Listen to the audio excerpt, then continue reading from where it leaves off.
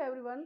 आज हम पढ़ेंगे क्लास 4th सक्षम हिंदी व्याकरण का चैप्टर नंबर 2 वर्ण तथा मात्रा।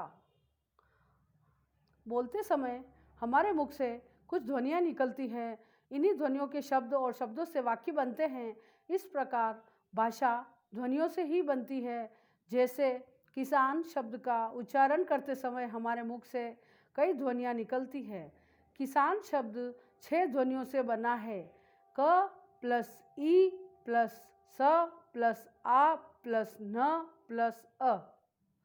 इन ध्वनियों के और टुकड़े नहीं किए जा सकते। ये ध्वनियाँ भाषा की सबसे छोटी इकाई होती है। भाषा की सबसे छोटी इकाई या ध्वनि को वर्ण कहते हैं। वर्णमाला, जिस प्रकार रंग बिरंगे मोतियों को धागे में पिरोकर एक सुंदर सी माला बनती है, उसी प्रकार वर्णों को क्रम से लिखने पर वर्णमाला बन जाती है। वर्णों के व्यवस्थित क्रम में लिखे गए समूह को वर्णमाला कहते हैं। वर्णों के भेद। हिंदी वर्णमाला में 2 प्रकार के वर्ण होते हैं, स्वर और व्यंजन। क स्वर, जिन वर्णों को बोलते समय वायु स्वतंत्र रूप से मुख से बाहर निकल आती है, उन्हें स्वर कहते हैं। इनके उच्चारण में किसी अन्य वर्ण की सहायता नहीं लेनी पड़ती। हिंदी में 11 स्वर हैं। अ, आ, ई, बड़ी ई, ऊ, बड़ा ऊ, ऋषि, ए, एडी, ऐसे एडी, ऐसे ऐनक, ए, आई, ओ, औ। वर्णमाला में अंग, अह, अंग तथा अह वर्ण भी है। इन्हें वर्णमाला में स्वरों के बाद और व्यंजनों से पहले रखा जाता है। अंग्रेजी भाषा का आ भी हिंदी वर्णमाला के स्वरों में सम्मिलित कर लिया गया है, जैसे डॉक्टर, ऑफिस, बॉल, बॉक्स आदि। इसे अनुस्वार कहते हैं। इसका उच्चारण नाक से होता है। का चिन्ह इस तरह होता है जैसे हंस, कंस, कंगन, पिंजरा इत्यादि। अ के ऊपर चंद्र बिंदु लगता है, इसे अनुनासिक स्वर कहते हैं। इसका उच्चारण नाक और मुंह दोनों से होता है। का चिन्ह है जैसे आँख, चांद, कांटा, 5 आदि, यानी वाक्य वर्ण के ऊपर चंद्र बिंदु का प्रयोग करना है। इसे विसर्ग कहते हैं। इसका प्रयोग व्यंजन के बाद किया जाता है। इसके उच्चारण में अ के बाद आधे ह की ध्वनि निकलती है। अह का चिन्ह इस तरह होता है जैसे अतः, प्रातः आदि। स्वर के 2 भेद हैं। ह्रस्व स्वर, जिन स्वरों को बोलने में कम समय लगता है उन्हें ह्रस्व स्वर कहते हैं। इन्हें मूल स्वर भी माना जाता है। ये 4 हैं, अ, छोटी ई, छोटा ऊ और ऋषि। दीर्घ स्वर, जिन स्वरों के उच्चारण में ह्रस्व स्वर से दुगुना समय लगता है उन्हें दीर्घ स्वर कहते हैं। ये 7 हैं, आ, बड़ी ई, बड़ा ऊ, ए, आई, ओ, औ। स्वरों की मात्राएं।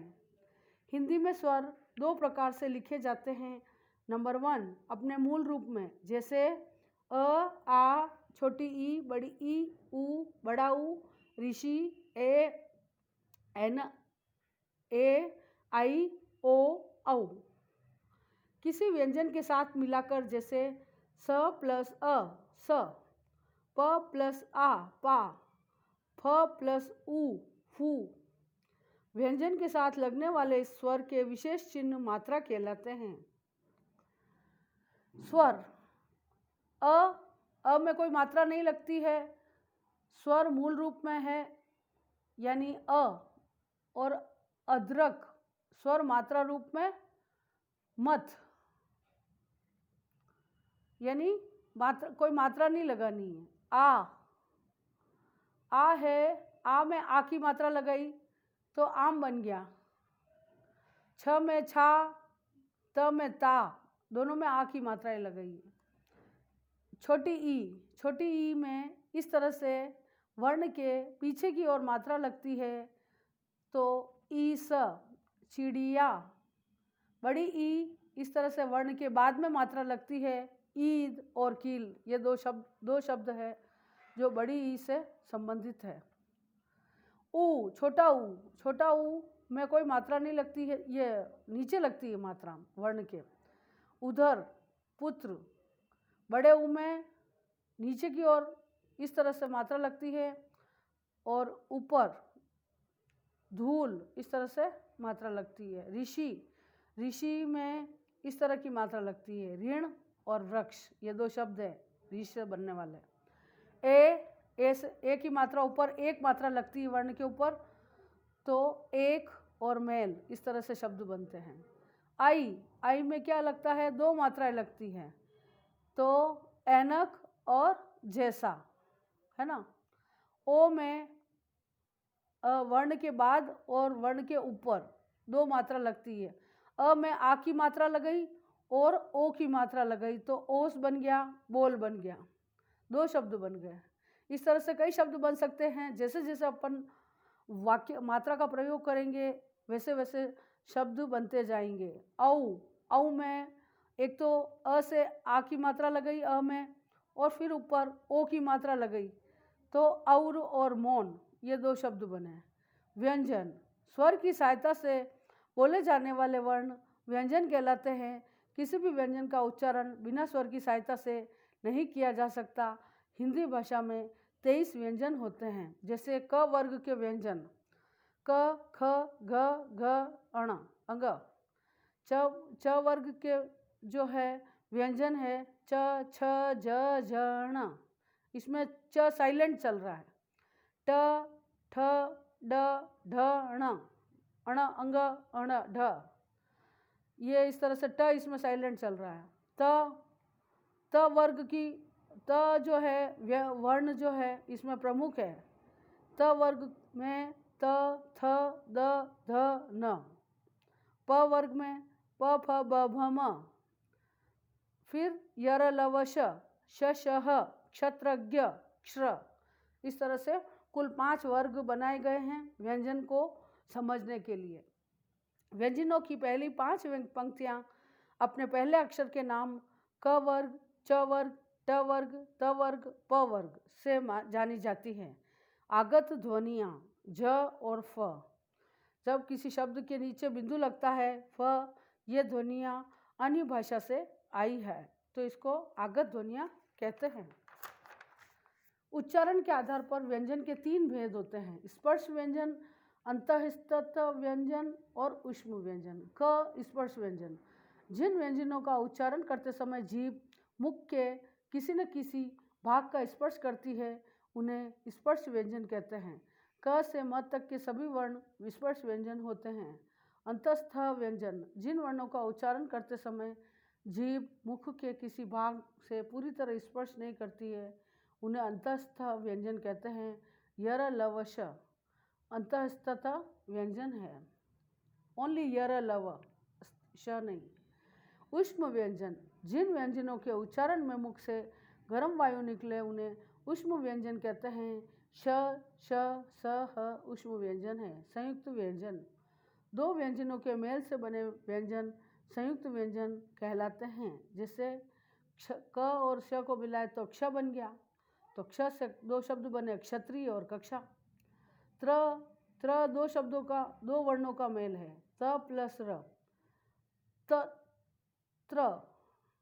त्र से 2 शब्द बने यात्रा और पत्र। ज्ञ 2 शब्दों से बना, ज्ञ प्लस अण, ज्ञ, ज्ञानी और यज्ञ, ये 2 शब्द हैं। श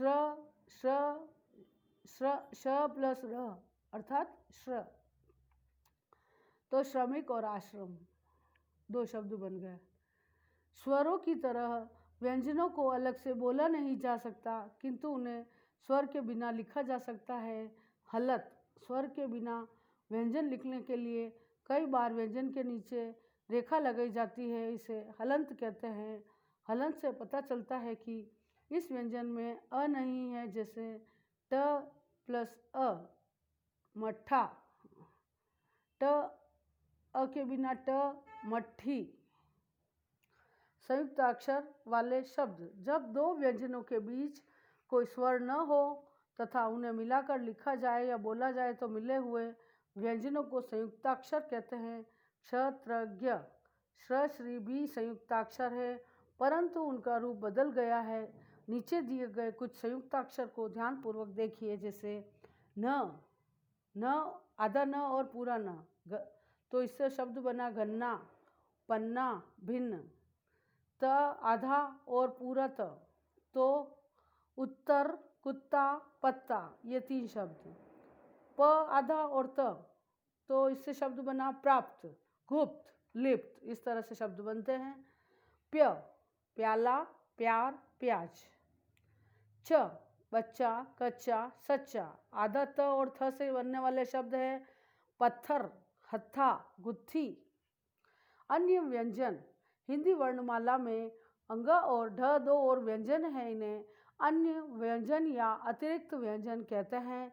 ढ और ड व्यंजन शब्द के बीच में या अंत में प्रयुक्त होते हैं। ये व्यंजन कभी शब्द के प्रारंभ में प्रयुक्त नहीं होते, जैसे कड़क, जड़, गणना, पड़ा।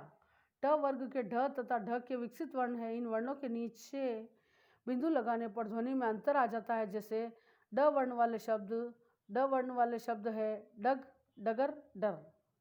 ड अंग से बनने वाले शब्द है लड़ना, बड़ा और छड़, धड़। ढ वर्ण वाले शब्द है ढाल, ढेला, ढोलक। ढ बढ़, ढ से वर्ण वाले शब्द है बढ़, पढ़ना, बूढ़ा। संयुक्त वर्णों में र का प्रयोग, संयुक्त वर्णों में र का प्रयोग मुख्य रूप से 2 प्रकार से होता है, व्यंजन के ऊपर और व्यंजन के नीचे। व्यंजन के ऊपर जब र में स्वर नहीं होता है तो यह अपने से आगे वाले व्यंजन के ऊपर लगता है, जैसे क प्लस र प्लस म, तो क र म नहीं होगा, कर्म। प प्लस र व प्लस त, पर्वत। घ प्लस र प्लस द प्लस न, गर्दन। व्यंजन के नीचे र, यदि र से पहले स्वर रहित व्यंजन आया है तो र का प्रयोग व्यंजन के नीचे होता है, जैसे प प्लस र प्लस न, प्रण। द प्लस र प्लस व, ण प्लस न प्लस द्रवण। स प्लस ब प्लस र, सब्र। ड प्लस र प्लस म इजिकल टू ड्रम। ऊ और ऊ, छोटा ऊ और बड़ा ऊ की मात्राएं व्यंजन के नीचे लगती हैं, लेकिन जब र से मिलते हैं तो उसके पेट में घुस जाते हैं, जैसे र जो है र में ऊ की मात्रा लगी तो रुपया, रू बन गया। र प्लस बड़े ऊ की मात्रा तो रूप और रुई, इस तरह से शब्द बनते हैं। हमने क्या सीखा? वर्ण भाषा की सबसे छोटी इकाई होती है। वर्ण 2 प्रकार के होते हैं, स्वर्ण तथा व्यंजन। स्वर 2 प्रकार के होते हैं, ह्रस्व तथा दीर्घ। स्वरों का उच्चारण स्वतंत्र रूप से किया जा सकता है। व्यंजनों के उच्चारण के लिए स्वरों की सहायता लेनी पड़ती है। व्यंजनों के साथ स्वरों का जो रूप जुड़ता है उसे मात्रा कहते हैं। इस तरह से इस चैप्टर में इस पाठ में हमने मात्रा और वर्ण के बारे में विचार किया, वर्णन किया, समझा और इसको लर्न करेंगे। अब इसके बाद इस चैप्टर का बुक पार्ट सारांशात्मक समेटिव मूल्यांकन, सही उत्तर पर राइट तथा गलत पर रॉन्ग का चिन्ह लगाइए, है ना। तो इसका ये बुक पार्ट हो गया।